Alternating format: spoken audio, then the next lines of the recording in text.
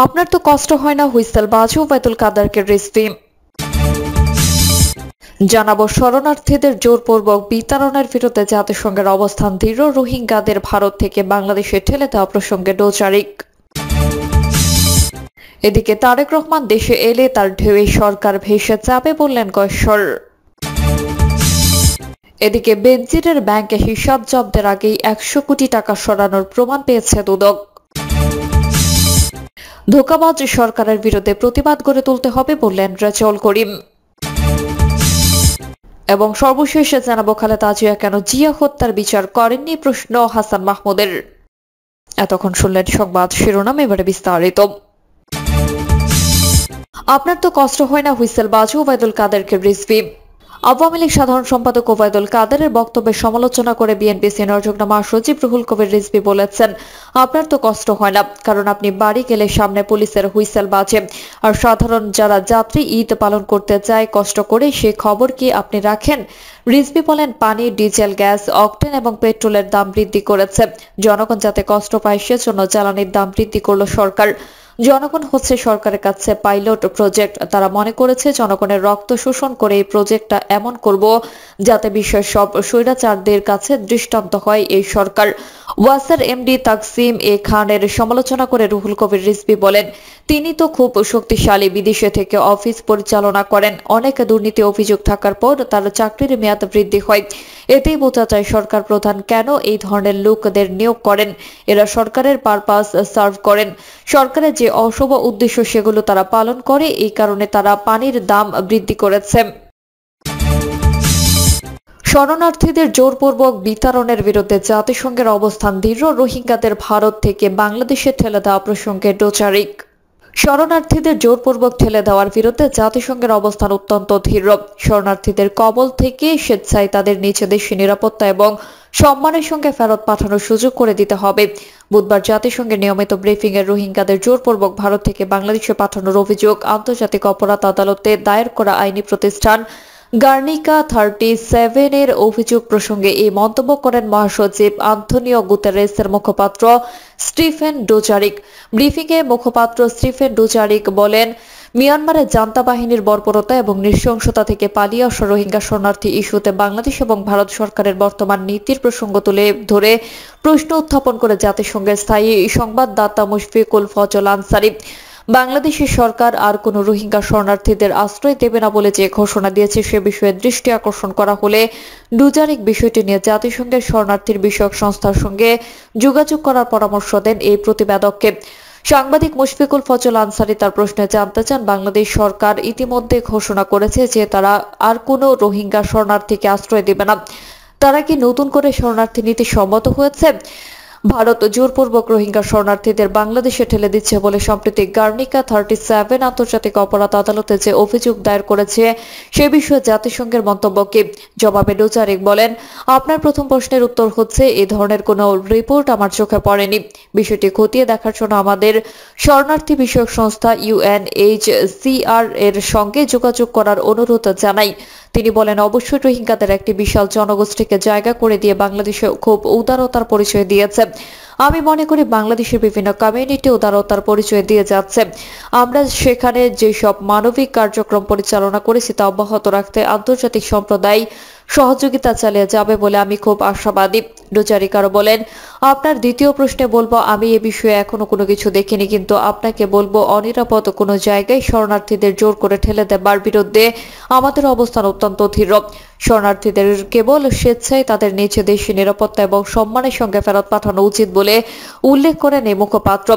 উল্লেখ্য, ভারত থেকে রোহিঙ্গাদের জোরপূর্বক বাংলাদেশে পাঠানোর বিষয়টি তদন্ত করে দেখতে বুধবার আন্তর্জাতিক অপরাধ আদালতের প্রসিকিউটরের কাছে আবেদন করেছে গার্নিকা 37। 2016-2017 সালের মধ্যে মিয়ানমার পরিচালিত নৃশংসতার মুখে ভারতে আশ্রয় নেওয়া রোহিঙ্গা শরণার্থীদের কিভাবে ভারতের সরকার তাদের মুসলিম বিদ্বেষী প্রচারণার অংশ হিসেবে জোরপূর্বক তাড়িয়ে দিয়েছে তার বিস্তারিত আদালতের দায়ের করা অভিযোগ উল্লেখ করা হয়েছে। গার্নিকা 37 এর পাঠানো বিবৃতিতে বলা হয়েছে, জাতিসংঘের শরণার্থী বিষয়ক সংস্থার নীতি অনুসরণ করে 2012 সাল থেকে 2017 সাল পর্যন্ত মিয়ানমার থেকে পালিয়ে এসেছিল তাদের ভারতে বসবাসের অনুমতি দিয়েছিল দেশটির সরকার। 2017 সালে মিয়ানমারের নৃশংসতা মাত্রা ছড়ানোর সময়টাতে রোহিঙ্গা শরণার্থীদের অবৈধ অভিবাসী ঘোষণা করে এবং দেশে ছাড়ার নির্দেশ দেয় ভারতের স্বরাষ্ট্র মন্ত্রণালয়। এর ফলে ভারতে ছাড়ার অপেক্ষায় থাকা অনেক হাজার হাজার রোহিঙ্গাদের গ্রেফতার করে সে দেশের পুলিশ। সরকারি উদ্যোগ কিছু রোহিঙ্গা ফেরত পাঠানো হলে সেই সময়টাতে অনেকেই পালিয়ে বাংলাদেশ আসার সিদ্ধান্ত নেয়। আদালতে দায়ের করা অভিযোগে বলা হয়েছে, ভারত কর্তৃপক্ষ কার্যত রোহিঙ্গাদের বাংলাদেশে সরিয়ে দিচ্ছে, যার তদন্ত করাটা আন্তর্জাতিক অপরাধ আদালতের ম্যান্ডেটের মধ্যে পড়ে। বিবৃতিতে বলা হয়েছে, রোহিঙ্গাদের নিয়ে ভারত সরকারের নীতির যে পরিবর্তন ঘটেছে সেটা বিজেপি নেতৃত্বাধীন সরকারের মুসলিম বিদ্বেষী প্রচারণার নজির। তারেক রহমান দেশে এলে তার ঢেউয়ে সরকার ভেসে যাবে বললেন কয়েশ্বর। বিএনপি স্থায়ী কমিটির সদস্য গর্ষচন্দ্র রায় বলেছেন, বিএনপিকে ধ্বংস করতে খালেদা জিয়াকে প্রায় 7 বছর বন্দী করে রাখা হয়েছে। সরকারের সেই হীন চেষ্টা ব্যর্থ হয়েছে। তারেক রহমানের নেতৃত্বে বিএনপি আরো বেশি শক্তিশালী হয়েছে। আজকে দেশের মানুষের আস্থাস্থলে পরিণত হয়েছেন তারেক রহমান। আজকে এই তারেক রহমানকে দেশে ফিরিয়ে এনে বিচারের মুখোমুখি করার কথা বলেছেন প্রধানমন্ত্রী। যেদিন সে আসবে তার ঢেউয়ে আপনারা কোথায় ভেসে যাবেন তা চিন্তা করুন। গয়েশ্বর বলেন, প্রধানমন্ত্রী প্রায়ই বলেন যুদ্ধের সময় খালেদা জিয়া কোথায় ছিলেন। জিয়াউর রহমান সম্মুখ যোদ্ধার অপরাধে 2 শিশু সন্তান সহ বন্দী রাখা হয় খালেদা জিয়াকে। আপনি প্রধানমন্ত্রী সেই সময় কোথায় ছিলেন? সেই সময় ধানমন্ডির 32 নং বাড়ির ভাড়া কারা দিয়েছে? কারা আপনার বাসায় নিরাপত্তা দিত? আপনি যুদ্ধের সময় কোন মেডিকেল চেক আপ করাতেন? তখন সে গাড়ির চালকও ছিল পাকিস্তানি আর্মি। পাকিস্তানিদের টাকায় খাবার খেয়েছেন। যাদের কোনো অবদান নেই তারাই এগুলো বলতে পারে। স্বাধীনতা যুদ্ধ থেকে শুরু করে বহুদলীয় গণতন্ত্র সবই জিয়া পরিবারের অবদান। প্রধানমন্ত্রীকে উদ্দেশ্য করে তিনি বলেন, আজকে বিদেশের রেমিটেন্স ও গার্মেন্টসের উপর ভর করে রাষ্ট্র চালাচ্ছেন। এগুলো জিয়াউর রহমানের অবদান। জিয়া শুধু বীর উত্তম নন, উত্তমের উত্তম। জিয়াউর রহমানের সততা নিয়ে কারো কথা বলার সুযোগ নেই। তিনি বলেন, বন্যরা বনে সুন্দর আর ছাত্ররা শিক্ষাঙ্গনে যেতে পারবে না। ক্লাস করতে গিয়ে বিশ্ববিদ্যালয়ে রক্তাক্ত হয়ে ফিরে আসতে হয়। প্রতিদিন আদালতের বারান্দায় হাজিরা দিতে যেতে হয়। আগ্রাসী শক্তি ছাত্র যুবকের কণ্ঠরোধ করেছে। 17 বছরে অনেক মেধাবী ছাত্রের জীবন ধ্বংস করা হয়েছে। যুবকরা নিজ নিজ স্থান থেকে বিতাড়িত হয়ে রাজপথে ঘুরছে। আজকে ছাত্রদের যুদ্ধ করে প্রতিষ্ঠানে টিকে থাকতে হচ্ছে। এটি একটি অভিশপ্ত জীবন। বেনজিরের ব্যাংক হিসাব জব্দের আগেই 100 কোটি টাকা সরানোর প্রমাণ পেয়েছে দুদক। ব্যাংকে হিসাব ফ্রিজ বা অবরুদ্ধ করার আগে পুলিশের সাবেক মহা পরিদর্শক আইজিপি বেনজির আহমেদ ও তার পরিবারের সদস্যদের ব্যাংকে হিসাব থেকে 100 কোটি টাকা থেকে সরিয়ে নেওয়ার প্রমাণ পেয়েছে দুর্নীতি দমন কমিশনের অনুসন্ধান টিম। তাদের বিভিন্ন প্রতিষ্ঠানের নামে 33টি অ্যাকাউন্টের ব্যাংকে থাকা অধিকাংশ অর্থ উঠিয়ে নেওয়ার সন্ধান পাওয়া গেছে। তবে টাকার পরিমাণ বলতে পারেনি তারা। অনুমান করা হচ্ছে টাকার পরিমাণ কয়েকশো কোটি টাকা হবে। তিনি বলেন, সাবেক আইজিপির অনেকগুলো অ্যাকাউন্ট ফাঁকা করা হয়েছে। হিসাবে ফ্রিজের তথ্য হয়তো আগেই টের পেয়েছিলেন তিনি। বেনজির আহমেদ, তার স্ত্রী জিশান মির্জা, 2 মেয়ে ও তাদের স্বার্থ সংশ্লিষ্ট বিভিন্ন অ্যাকাউন্টের সন্ধান মিলেছে। এগুলোর মধ্যে রয়েছে সঞ্চয়ী, মেয়াদি, এস&ডি, আমানতের হিসাব, কিছু ঋণ হিসাবও আছে। অ্যাকাউন্ট ফ্রিজ কার্যকরের আগেই আমানতের হিসাব থেকে নগদ টাকা সরিয়ে ফেলা হয়েছে। দুদক কমিশনার মোহাম্মদ জহুরুল হক বলেন, আইন ও বিধি অনুসারে বা যা যা করা দরকার করা হচ্ছে। ইতিমধ্যে স্থাবর অস্থাবর সম্পদ ফ্রিজ করা হয়েছে। আমরা জানতে পেরেছি হিসাব ফ্রিজ করার আগে টাকা উঠিয়ে নেওয়া হয়েছে। কতটুকু নিয়েছে তা অনুসন্ধান কর্মকর্তারা খতিয়ে দেখবেন। তিনি বলেন, অনুসন্ধান কর্মকর্তা আইন বিধি অনুসারে কাজ করেছেন। হাইকোর্টের নির্দেশনা অনুসরণ করে আমাদের টিম কাজ করছে। অল্প সময়ে আমরা অনেক এগিয়েছি। দুদক আইনজীবী খুরশিদ আলম খান বলেন, জব্দ করা ব্যাংক অ্যাকাউন্টের টাকা আগে তুলে রাখা হলেও নতুন করে কোনো ব্যাংক জমা দিলে তা আইনের আওতায় আসবে। গত 23 মে আদালতের আদেশে বেনজির আহমেদের 83টি দলিলের সম্পত্তি ও 33টি ব্যাংক হিসাব জব্দের নির্দেশ দেন আদালত। 26 মে আদালত বেনজির ও তার পরিবারের সদস্যদের নামে 119টি জমির দলিল, 23টি কোম্পানির শেয়ার ও গুলশানে 4টি ফ্ল্যাট জব্দের আদেশ দেন। দুদক গত 22 এপ্রিল বেনজির ও তার স্ত্রী জিশান মির্জা, 2 মেয়ে ফারহিন রিশতা বিনতে বেনজির ও তাসিন রাইসা বিনতে বেনজিরের বিরুদ্ধে অবৈধ সম্পদ অর্জনের অভিযোগ অনুসন্ধান শুরু করে।